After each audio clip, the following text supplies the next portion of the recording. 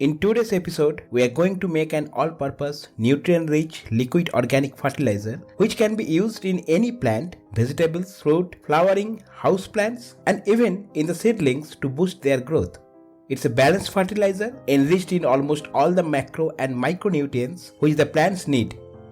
Apart from that, when added to potting mix or potting soil, it can significantly increase the population of beneficial bacteria, fungi, and other friendly microbes into your soil, which help the plants to grow stronger and defend against number of pests and soil-borne diseases.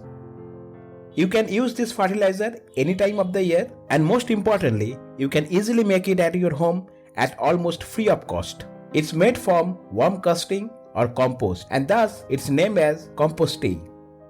In this episode, we'll learn what is the simple and proper way of making this compost tea. I will also tell you what are the things that we should avoid while making this. Do watch the entire episode without skipping it. So let's begin.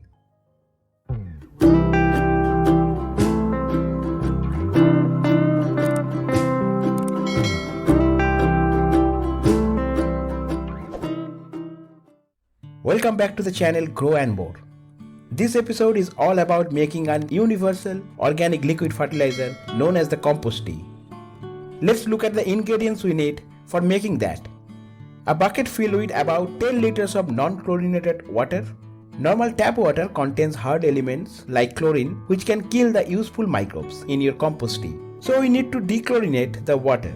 For that, the simplest thing we can do is to allow the tap water sit for over 24 hours and the chlorine will be gradually evaporated from your water. You can use an air pump for few hours to make this process quicker, or you can also simply use the rainwater if that is available to you. I am using here a plastic bucket, but if you can get earthen or clay pot, that would be the best for making compost tea, as it can naturally aerate the solution which your bacteria and fungi need to grow. For making 10 liters of compost tea, we need about 100 gram of compost or worm casting. It can be vermicompost, which I am using here. If that is not available to you, you can use leaf compost or cow dung compost or even your homemade compost. But one thing to remember that the compost you are using should be matured, that is completely decomposed. Otherwise, it might contain harmful bacteria like E. coli. Next thing we need is the food source for bacteria and fungi. Now here you have many options for that. For the growth of fungi, they need complex form of sugar sources like humic acid, seaweed, kelp or liquid fish fertilizer. You can use any one of those or a combination of them. I am using here about 2 tablespoonfuls of humic acid and 1 spoon seaweed. You can use either granular form or liquid form of that seaweed, whichever is available to you. On the other hand, bacteria need more simple form of sugars. You can use molasses, maple or cane syrup or even any fruit juice. Here I am using jaggery. It's a concentrated product of cane juice without separation of the molasses and sugar crystals. 1 tablespoonful will be enough. Note that mixture of this bacteria food like jaggery and fungi food like humic acid or seaweed is must to create a good balanced food for both the fungi and bacteria. And here many people makes mistake by providing only one type of food sources either for bacteria or for fungi. Take a stick and mix those well. Cover the bucket and keep it someplace away from direct sunlight because the UV rays from sun can kill the microbes. The fermentation process or brewing will start within 24 hours. The useful microorganisms which were present in the compost will be gradually separated and begin to multiply in this liquid. For the growth of those microbes, they also need sufficient oxygen, which is already present in the water, but there is a chance that they use up all the oxygen there. So you need to stir up the tea twice or thrice daily with the stick to provide some amount of oxygen from outside.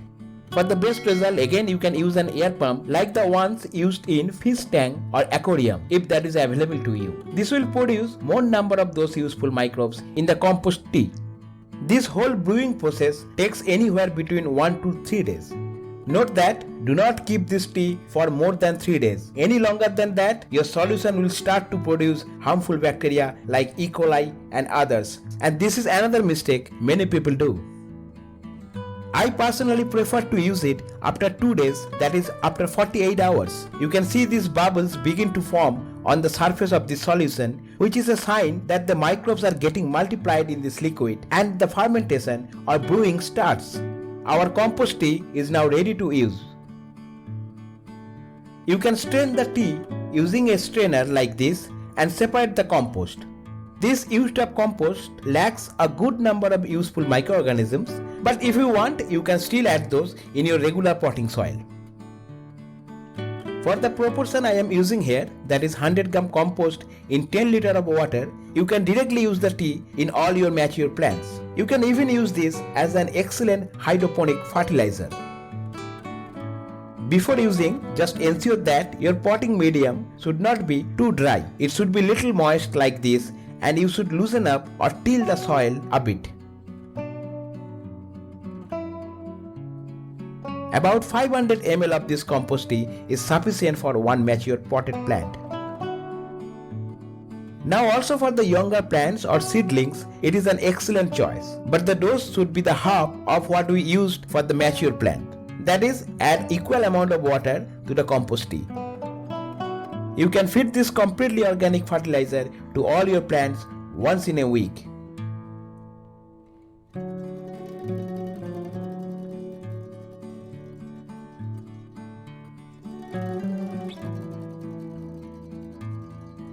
You can also use this as a foliar spray for quicker boost. One thing to remember that if you apply this compost tea, then you shouldn't be using chemical fungicide at least for a few weeks. It will kill all the useful microbes in the soil and you won't get actual benefit of using compost tea. For most of the plants, you can use this as a complete food. Although as it is an organic fertilizer, you won't see immediate results, but over time, your plants will look much healthier, more greener, and will possibly give you a higher yield if you succeed to make this compost tea properly. I hope that I have covered every aspect of making and using compost tea, but if you still have some questions, please ask them in the comment box below. I'll definitely try my best to answer those. That will be all for today. Thank you for watching and see you next time in a brand new episode at Grow and More.